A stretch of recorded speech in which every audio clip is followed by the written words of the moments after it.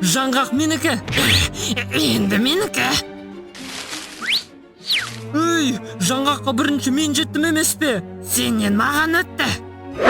Солай ма? Онда мә саған.